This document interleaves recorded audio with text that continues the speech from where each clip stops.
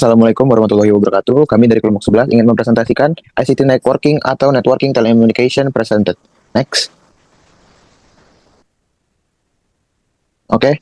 Di sini saya ingin memperkenalkan diri. Saya sendiri Ramadhani Jati Aryo Putro dan rekan saya Aska Akuzio. Next slide. Di sini ada list of contents. Yang pertama itu adalah konsep dasar jaringan telekomunikasi. Nah, di bagian yang konsep dasar jaringan telekomunikasi ini udah sempat dijelaskan sebelumnya dan kami ingin melanjutkan materinya. Yang kedua yaitu arsitektur dan protokol jaringan. Yang ketiga ada evolusi ancaman dan strategi keamanan modern. Yang keempat ada studi kasus keamanan. Dan yang kelima adalah referensi dan penutup. Next.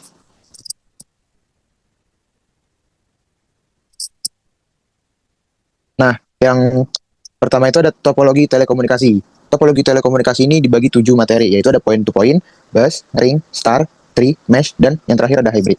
Nah, di sini materi yang kami tambahkan itu ada 2. Di sini ada point to point dan hybrid. Nah, point to point itu adalah bentuk jaringan paling simpel, di mana koneksi hanya terjadi secara langsung antara 2 perangkat saja. Bayangin kamu lagi nyambungin satu kabel dari laptop ke printer. Nah, itu dia P2P.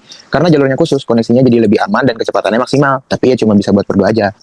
Selanjutnya ada hybrid. Topologi ini adalah racikan atau gabungan dari kedua atau lebih topologi dasar. Tujuannya adalah untuk mengambil kelebihan dari masing-masing topologi dan disesuaikan dengan kebutuhan. Contohnya beberapa jaringan star dihubungkan ke satu tulang punggung bus. Ini membuatnya jadi fleksibel dan gampang diperluas meskipun desainnya jadi lebih kompleks. Next, dilanjutkan oleh teman saya. Oke, selanjutnya di sini ada arsitektur telekomunikasi. Nah, untuk memahami bagaimana data bergerak di jaringan, kita perlu kenal 2 model arsitektur utama. Yang pertama, ada model OSI. Di sini, dia adalah model konseptual yang diciptakan sebagai kerangka acuan. Model ini membagi proses komunikasi jaringan menjadi 7 lapisan atau layer, yang independen namun saling terkait. Setiap lapisan memiliki fungsi spesifik, mulai dari pengiriman sinyal fisik hingga interaksi dengan aplikasi pengguna. Misalnya, protokol keamanan seperti TLS dapat ditempatkan pada lapisan ke-6 atau presentation layer. Dalam model ini, meskipun lebih bersifat teoritis, model OSI sangat berguna untuk mempelajari dan memecahkan masalah jaringan secara terstruktur. Terus yang kedua di sini ada TCP atau IP model Internet Model. Nah, kalau model OSI itu teorinya, maka model TCP ini atau IP adalah praktik nyatanya, yang dimana model ini yang menjadi dasar dari internet yang kita gunakan saat ini. Model ini lebih sederhana dan biasanya diringkas menjadi 4 atau 5 lapisan. Setiap protokol yang kita kenal beroperasi di salah satu lapisan ini. Yang pertama ada application layer, lapisan teratas yang berinteraksi langsung dengan pengguna. Protokol seperti HTTP untuk web, SMPT untuk email, dan Modbus untuk aplikasi industri berada di sini. Terus yang kedua ada transport layer. Lapisan ini bertanggung jawab atas pengiriman data end-to-end. Yang ketiga ada network atau internet layer. Tugasnya adalah pengamatan dan routing paket data melintasi jaringan. Protokol utamanya adalah IP atau Internet Protocol yang hadir dalam versi IPv4 dan IPv6. Yang terakhir adalah data link dan physical layer, yang dimana lapisan terbawah yang menangani perangkat keras dan media transmisi fisik seperti kabel Ethernet. Selanjutnya akan dilanjutkan oleh teman saya. Baik, selanjutnya ada protokol kunci. Protokol itu adalah ibarat bahasa atau perangkat aturan digital yang dipakai sama perangkat-perangkat di jaringan biar bisa saling ngobrol dan ngerti satu sama lain. Tanpa protokol, data yang dikirim bakal jadi sampah digital yang nggak berarti. Berikut adalah beberapa protokol kunci yang jadi fondasi internet modern. Next slide. Nah, yang pertama ada UDP atau User Datagram Protocol. Ini adalah alternatif dari TCP, saudaranya yang lebih santai dan ngebut. Tugas utama, mengirim data secepat mungkin tanpa ribet. UDP ini menganut prinsip fire and forget. Dia nggak peduli datanya sampai atau enggak, yang penting udah dikirim. Selanjutnya, cara kerjanya. UDP nggak pakai handshake atau nomor urut, dia langsung aja kirim paket data. Tujuan, karena nggak ada mekanisme pengecekan. Prosesnya jadi super cepat dan overhead-nya rendah banget. Oke, next slide. Nah, ini adalah contoh nyatanya. Misalnya kayak live streaming atau video call. Kalau ada satu frame gambar yang hilang, lebih baik videonya tetap jalan daripada harus berhenti total buat nunggu paket yang hilang itu dikirim ulang. Selanjutnya ada online gaming. Data posisi karakter kamu harus dikirim secepat kilat. Kalau ada satu data posisi yang telat, lebih baik diabaikan dan langsung pakai data posisi yang terbaru. Selanjutnya ada DNS query. Saat komputer mau nanya alamat IP dari web itu apa, pertanyaannya singkat dan butuh jawaban cepat. UDP cocok banget buat ini. Selanjutnya dijelaskan oleh rekan saya. Oke, selanjutnya di sini ada IPv4 dan IPv6, yang dimana data ini merupakan sistem pengalamatan di dunia digital, kayak alamat rumah kita. Tugas utamanya memberikan alamat yang unik ke setiap perangkat yang terhubung ke internet, biar paket data nggak salah alamat. Perbedaannya di sini, IPv4 menggunakan format 4 blok angka, contohnya 192.168.1.1. Nah, jumlah total alamatnya sekitar 4 miliar. Dulu ini udah cukup, tapi sekarang dengan adanya miliaran smartphone, laptop, dan perangkat IoT, alamat IPv4 udah hampir habis. Terus yang selanjutnya ada IPv6 yang dimana diciptakan buat ngatasin masalah kehabisan alamat IPv4. Formatnya pakai heksadesimal yang lebih panjang. Jumlah alamatnya triliunan, lebih banyak dari jumlah pasir di bumi. Terus kemudian di sini ada contoh transisinya. Nah, karena nggak semua perangkat langsung pindah ke IPv6, kita butuh teknologi transisi. Salah satunya adalah map key. Nah, cara kerjanya adalah dengan membungkus atau menyematkan alamat IPv4 di dalam alamat IPv6. Ini memungkinkan perangkat-perangkat lama yang masih pakai IPv4 bisa tetap berkomunikasi lewat jaringan inti yang udah modern. Selanjutnya akan dijelaskan oleh teman saya. Nah, selanjutnya di sini ada TLS atau Transport Layer Security. Ini adalah protokol yang jadi satpam atau bodyguardnya data kamu di internet. Tugas utama, memberikan lapisan enkripsi dan autentifikasi pada komunikasi antara klien dan server. Cara kerjanya, sebelum data dikirim, terjadi proses TLS handshake. Simpelnya gini, satu, browser kamu bilang server, halo aku mau koneksi aman, ini daftar Cyber Suite yang aku bisa. Server menjawab, oke halo juga dari daftar itu, ayo kita pakai Cyber Suite yang ini ya. Mereka saling tukar kunci digital dan memverifikasi identitas masing-masing. Setelah sepakat terbentuklah terowongan aman. Dan semua data yang terlewat di situ dienkripsi. Selanjutnya, next. Nah, contoh nyatanya setiap kali kamu lihat ikon gembok alamat HTTPS di browser kamu, itu tandanya koneksi kamu lagi diamankan sama TLS. Aplikasi chatting modern, transaksi perbankan, dan koneksi ke email semuanya pakai TLS buat melindungi data dan pengintai. Oke, baik, selanjutnya dilanjutkan oleh rekan saya.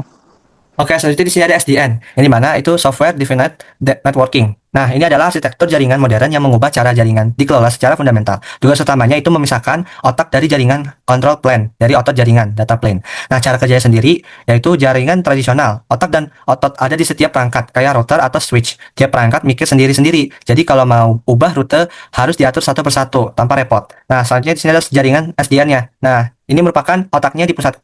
Nah, di satu tempat yang namanya SDN controller. Nah, si controller ini bisa lihat seluruh kondisi jaringan secara real time, kayak lihat Google Maps. Perangkat di bawahnya atau si otot ini cuma nurut perintah dari controller. Yang terakhir itu ada analogi. Nah, analoginya itu seperti SDN. Itu kayak Waze atau Google Maps gitu. Dia tahu mana jalan yang macet, mana yang lancar, dan bisa ngasih rute terbaik saat itu juga. Nah, jaringan tradisional itu kayak pakai peta kertas. Rutenya udah ditentuin dari awal dan nggak bisa merubah meskipun di depan ada macet total. Selanjutnya di sini ada contoh nyatanya. Nah, si contoh nyata itu ada data center raksasa. Mereka pakai SDN buat pengelola lalu lintas data yang super masif di antara ribuan server. Mereka secara efisien. Yang terakhir itu ada penyedia layanan internet atau pakai SDN buat bikin layanan jaringan yang fleksibel dan bisa disesuaikan dengan cepat untuk pelanggan korporat. Selanjutnya akan dijelaskan oleh teman saya. Nah, selanjutnya ada faktor manusia dan social engineering. Meskipun sistem diperkuat dengan teknologi canggih, faktor manusia seringkali menjadi titik terlemah. Social engineering adalah sebuah seni memanipulasi psikologis yang dirancang untuk mengeksploitasi sifat-sifat dasar manusia seperti kepercayaan, rasa takut, atau keinginan untuk membantu memperoleh akses tidak sah atau informasi rahasia. Nah, selanjutnya jenis-jenis umum dan modus operandi.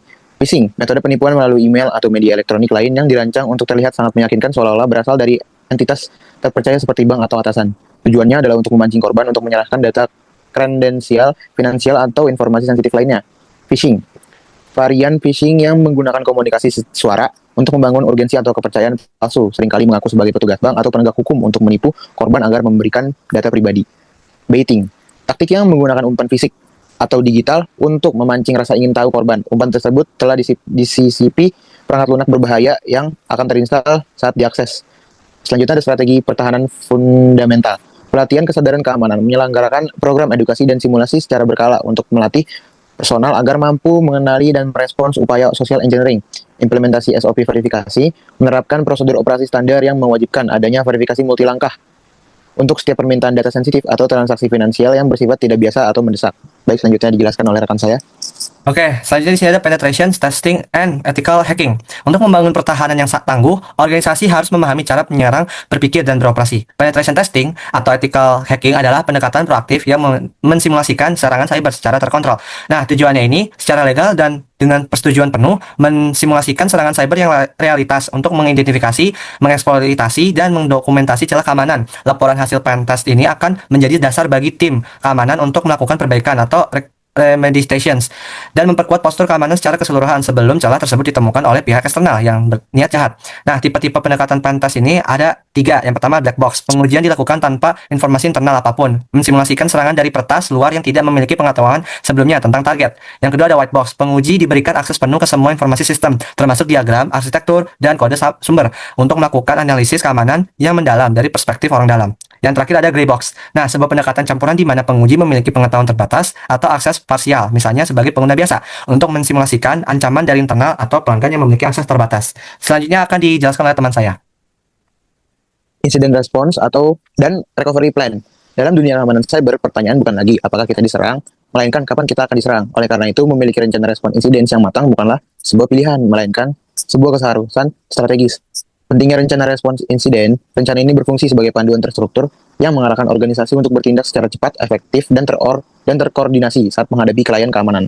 Tanpa rencana ini, organisasi berisiko mengalami kepanikan, pengambilan keputusan yang salah, waktu henti yang lebih lama, serta kerusakan finansial dan reputasi yang lebih parah. Fase-fase kunci dalam respon insiden. A. Preparation, membangun tim, menyiapkan alat, dan melatih personal sebelum insiden terjadi. Detection dan analisis, mengidentifikasi bahwa sebuah insiden telah terjadi dan menganalisis dampaknya. Containment, segera mengisolasi sistem yang terdapat untuk mencegah penyebaran ancaman lebih lanjut. Eradication dan recovery, menghapus ancaman secara tuntas dan memulihkan sistem ke kondisi operasional normal dari backup yang aman. Post-incident activity, menganalisis seluruh proses respon, mendokumentasikan pembelajaran, dan memperbarui strategi pertahanan untuk masa depan. Selanjutnya dijelaskan oleh rekan saya.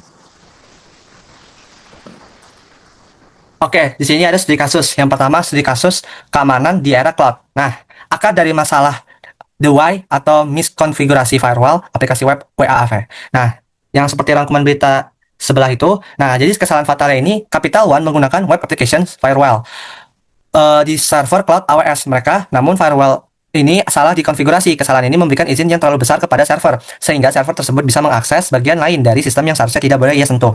Terus di sini ada analogi sederhananya, yang dimana kita bisa membayangkan punya satpam atau si firewall itu yang tugasnya jaga pintu depan, tapi karena salah kasih perintah, si satpam malah dikasih kunci brankas utama. Nah, jadi peretas kemudian berhasil mengelabui si satpam untuk membukakan brankas tersebut. Ini bukan salah satpamnya, tapi salah yang ngasih perintah. Inilah inti dari misconfigurations. Nah, bagaimana cara menyelesaikan atau mencegahnya? Nah, ada 3. Yang pertama ada audit konfigurasi rutin.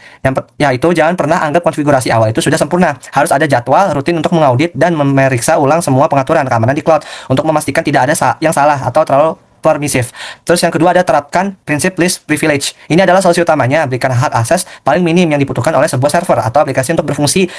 Server web seharusnya hanya punya akses ke data yang ia butuhkan. Jangan pernah beri akses ke seluruh database pelanggan. Yang terakhir itu gunakan Cloud Security Posture atau manajemen CSPM tools. Ya, di mana ini ada banyak tools otomatis yang bisa terus-menerus memindai lingkungan cloud kamu dan memberikan peringatan jika ada kesalahan konfigurasi atau celah keamanan. Nah, studi kasus yang kedua itu adalah serbuan zombie IoT Mirai botnet. Nah, ini ada rangkuman beritanya. Nah, yang dimana akar masalahnya itu ya adalah password bawaan yang lemah. Nah, kecerobohan masal ini biasanya karena Mirai tidak menggunakan teknik peretasan yang canggih. Ia hanya punya satu trik simple, yaitu mencoba login ke perangkat IoT dengan menggunakan daftar sekitar 60 kombinasi username dan password bawaan yang paling umum. Nah, faktanya sendiri, jutaan orang dan bahkan teknisi instalasi tidak pernah repot-repot mengubah password bawaan dari perangkat yang mereka pasang. Mirai mengeksploitasikannya kemalasan dari kelalaian manusia di dalam skala global. Nah, bagaimana sih cara menyelesaikannya? Yang pertama itu ubah password bawaan. Ini adalah langkah nomor 1, paling mudah dan paling efektif saat membeli perangkat IoT baru. Hal pertama yang harus dilakukan adalah mengganti username dan password defaultnya dengan yang kuat dan unik. Yang kedua ada segmentasi jaringan. Seperti yang sudah dibahas, pisahkan jaringan WiFi untuk perangkat IoT dari jaringan utama yang kamu gunakan untuk laptop dan ponsel. Buat jaringan tamu khusus untuk mereka. Jadi, kalaupun perangkat IoT kamu terinfeksi, itu tidak akan bisa menyerang perangkat penting lainnya di rumahmu. Yang ketiga ada rutin update firmware. Dan yang dimana ini selalu periksa dan instalasi pembaruan dari firmware tersendiri dari produsen perangkatmu. Pembaruan ini seringkali berisi tambahan keamanan penting untuk menutup celah yang baru ditemukan. Yang terakhir ada bagi produsen. Nah, ini itu jangan lagi menggunakan satu password bawaan untuk semua produk. Wajibkan pengguna untuk membuat password unik mereka sendiri saat pertama kali mengatur perangkat. Selanjutnya akan dilanjutkan teman saya. Baik, kesimpulannya adalah kita telah melakukan perjalanan dari dasar-dasar jaringan hingga ke medan perang keamanan cyber yang kompleks. Kita lihat bahwa jaringan adalah urat nadi dari dunia digital modern yang menggerakkan semua inovasi dari 5G hingga komputasi awan. Namun setiap kemajuan teknologi selalu diiringi oleh bayang-bayang ancaman yang makin canggih. Peretas tidak hanya lagi menargetkan teknologi, tapi juga proses bisnis dan psikologi manusia. Oleh karena itu, keamanan cyber bukan lagi sekedar memasang antivirus. Ini adalah sebuah proses, berkelanjutan, dan sebuah budaya yang harus dibangun. Diperlukan pendekatan holistis yang menggabungkan. Ada 3. Yang pertama, strategi pertahanan modern. Mengadopsi paradigma Zero Trust yang skeptis dan tidak mudah percaya. Kombinasi teknologi dan manusia. Mengimplementasikan teknologi canggih seperti enkripsi dan segmentasi sambil terus-terusan melatih dan membangun kesadaran manusia sebagai benteng pertahanan terdepan. Siklus proaktif dan reaktif. Secara rutin menguji pertahanan kita melalui pentesting dan selalu siap dengan rencana darurat jika yang terburuk terjadi. Baik, selanjutnya dijelaskan oleh rekan saya.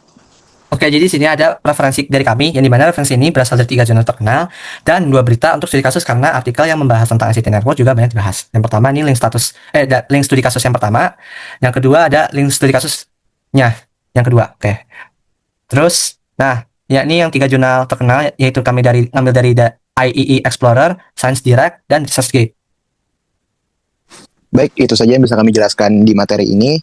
Mohon maaf jika ada salah kata dari kedua belah pihak. Assalamualaikum warahmatullahi wabarakatuh.